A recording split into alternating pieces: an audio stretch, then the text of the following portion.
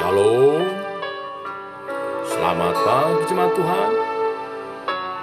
Berjumpa kembali dalam Doa Pagi Online. Ku tetap setia.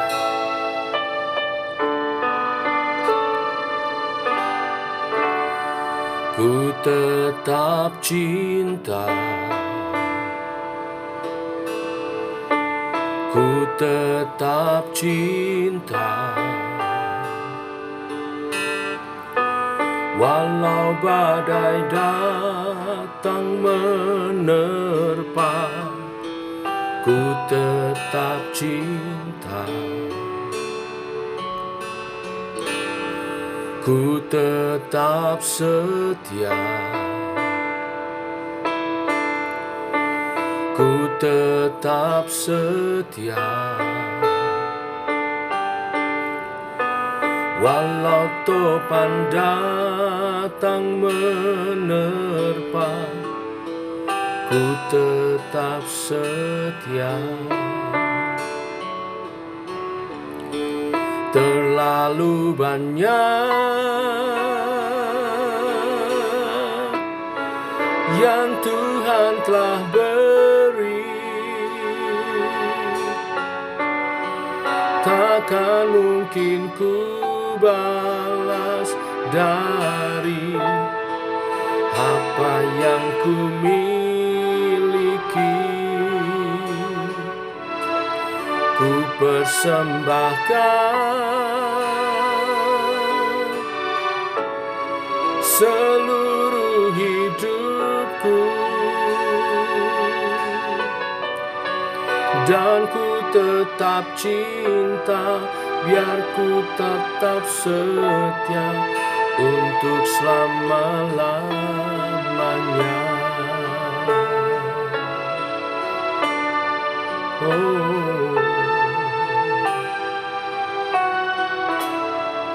Ku tetap cinta, ku tetap cinta, walau badai datang menerpa. Ku tetap cinta, ku tetap setia. Ku tetap setia, walau topan datang menerpa. Ku tetap setia. Begitu banyak yang Tuhan telah beri, takkan mungkin ku balas dari apa yang ku miliki. Ku persembahkan seluruh hidupku, dan ku tetap cinta, biar ku tetap setia untuk selama-lamanya.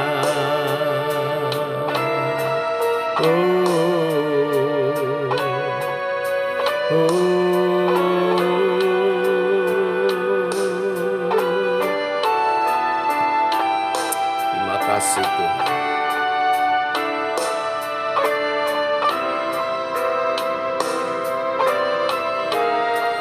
Terlalu banyak yang Tuhan telah beri, takkan mungkin ku balas dari apa yang ku miliki. ku persembahkan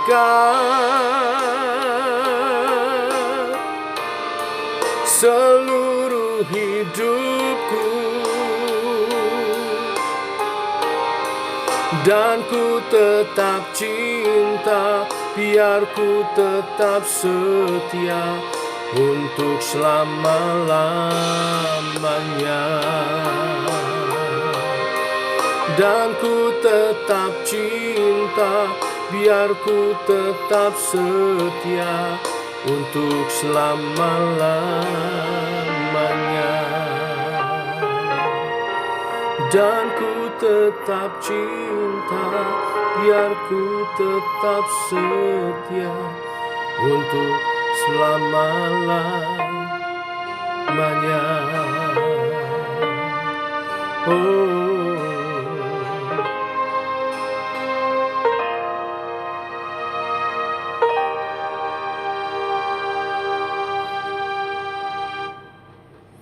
Tiba waktunya untuk kami merenungkan firman. Firman-Mu adalah suluh dan terang bagi jalan kami. Berfirman Bapa, kami siap mendengar. Dalam nama Tuhan Yesus Kristus. Amin. Bapak Ibu, kita lanjutkan renungan firman pada pagi hari ini.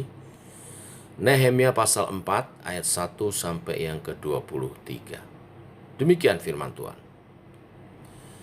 Ketika Sanbalat mendengar bahwa kami sedang membangun kembali tembok, bangkitlah amarahnya dan ia sangat sakit hati.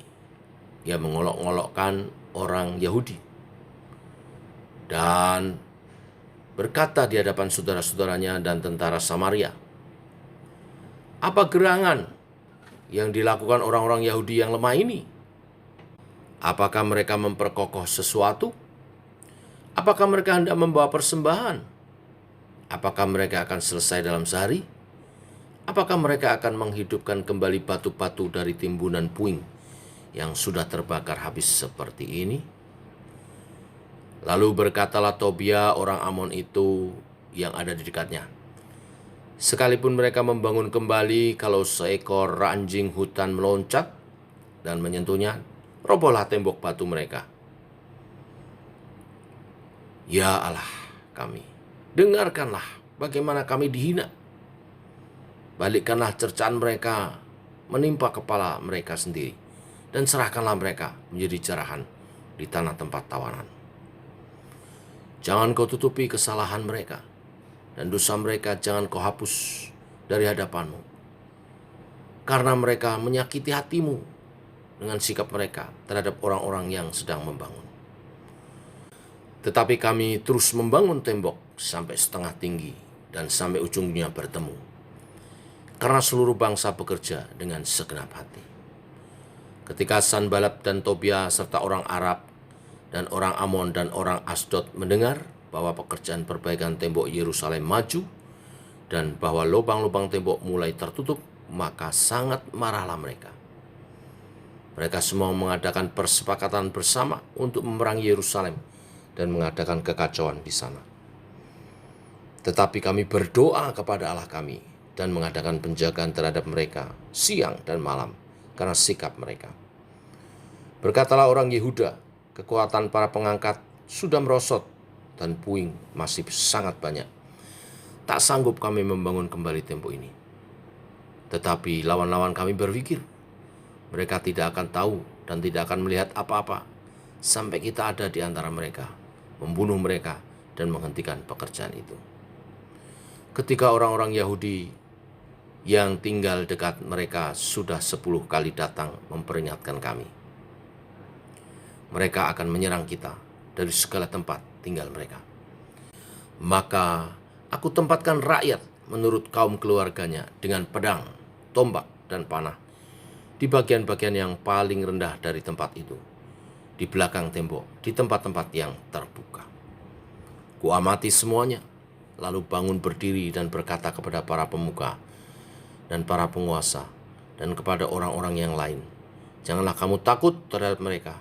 Ingatlah kepada Tuhan yang maha besar dan dahsyat, dan berperanglah untuk saudara-saudaramu, untuk anak-anak lelaki dan anak-anak perempuanmu, untuk istrimu dan rumahmu. Ketika didengar musuh kami bahwa rencana mereka sudah kami ketahui dan bahwa Allah telah menggagalkannya, maka dapatlah kami semua kembali ke tembok, masing-masing ke pekerjaannya. Sejak hari itu, sebagian daripada anak buahku melakukan pekerjaan, dan sebagian yang lain memegang tombak, perisai, dan panah, dan mengenakan baju sirah, sedang para pemimpin berdiri di belakang segenap kaum Yehuda yang membangun di tembok. Orang-orang memikul dan mengangkut melakukan pekerjaannya dengan satu tangan, dan dengan tangan yang lain mereka memegang senjata. Setiap orang yang membangun bekerja dengan berikatkan pedang pada pinggangnya, dan di sampingku berdiri peniup sangkakala. Berkatalah aku kepada para pemuka dan para penguasa dan kepada orang-orang yang lain, pekerjaan ini besar dan luas, dan kita terpencar pada tembok, yang satu jauh daripada yang lain.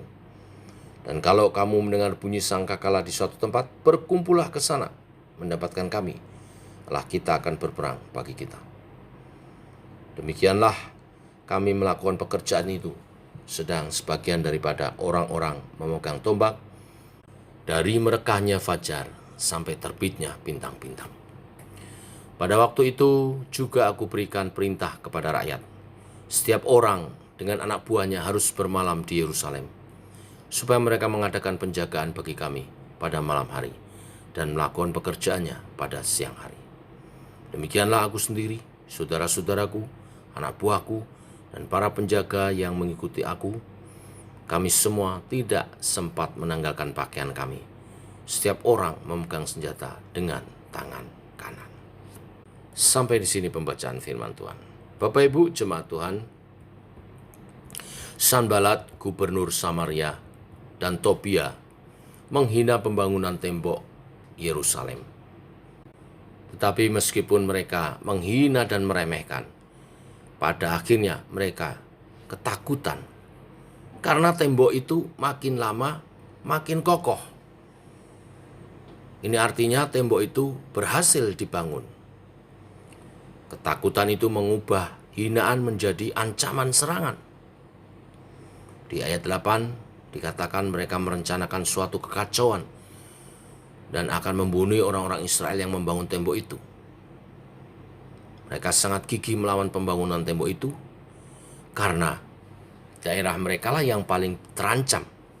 Sebab jika Israel kembali kuat secara politik, mereka sadar bahwa walaupun yang kembali dari pembuangan hanya sebagian kecil orang, tetapi umat Israel yang lain akan berkumpul dan akan menjadi banyak.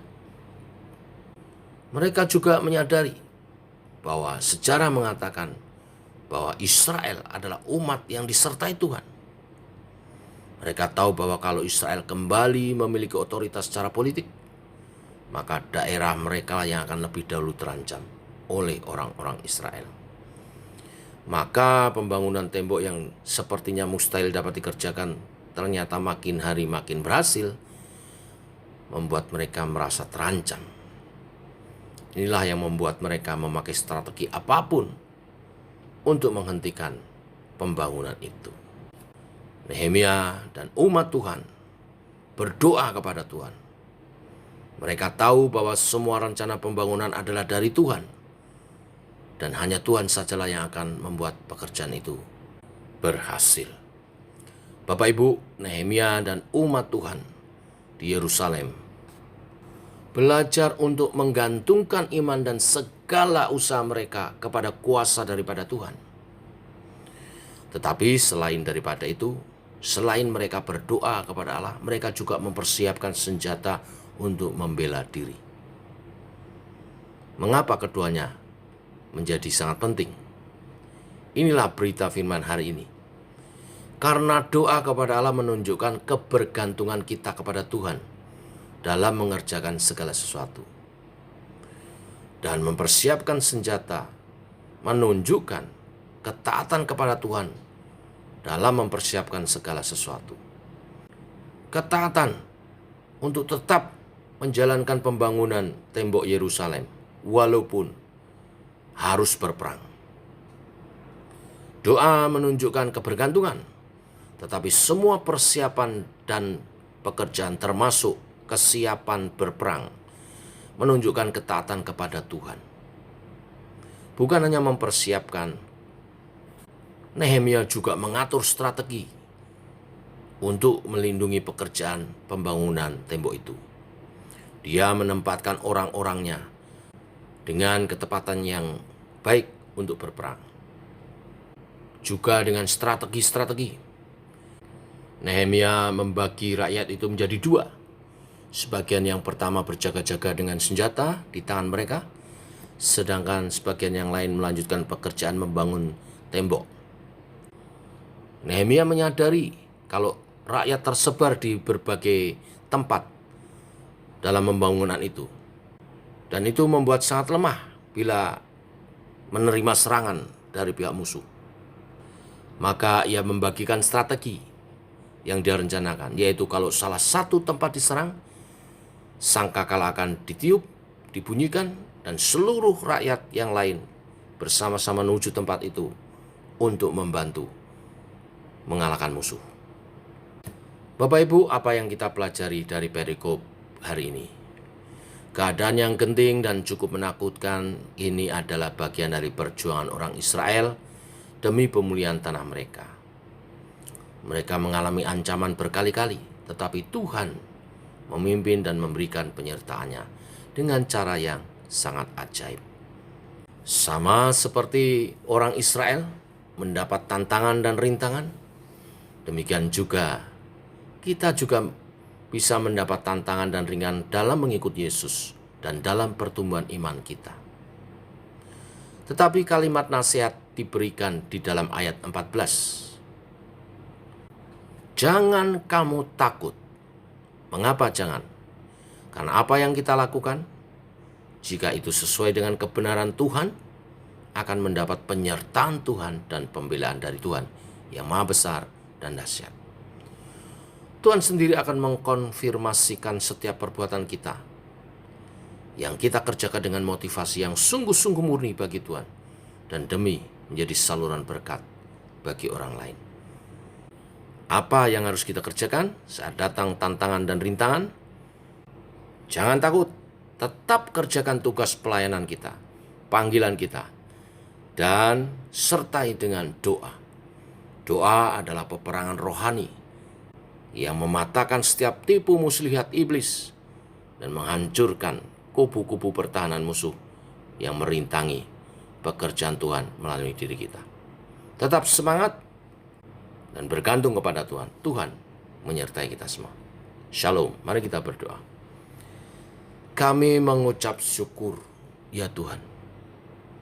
Oleh kebenaran firman-Mu pagi hari ini, iman kami diteguhkan.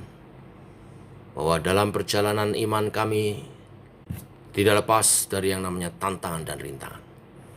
Tetapi Engkau meneguhkan oleh kebenaran firman-Mu. Kami tidak boleh takut, tapi harus tetap kerjakan tugas panggilan kami sebagai orang percaya. Untuk menjadi berkat bagi dunia. Untuk menyampaikan kabar keselamatan bagi dunia. Untuk menjadi kesaksian. Sehingga banyak orang mengenal Yesus sebagai Tuhan dan Juru Selamatnya. Ini tugas kami. Terima kasih untuk peneguhan-Mu, penyertaan-Mu, Allah Roh Kudus. Dalam nama Tuhan Yesus kami berdoa, kami bersyukur. Amin. Demikian saudara, doa pagi kita. Selamat pagi. Shalom. Tetap semangat.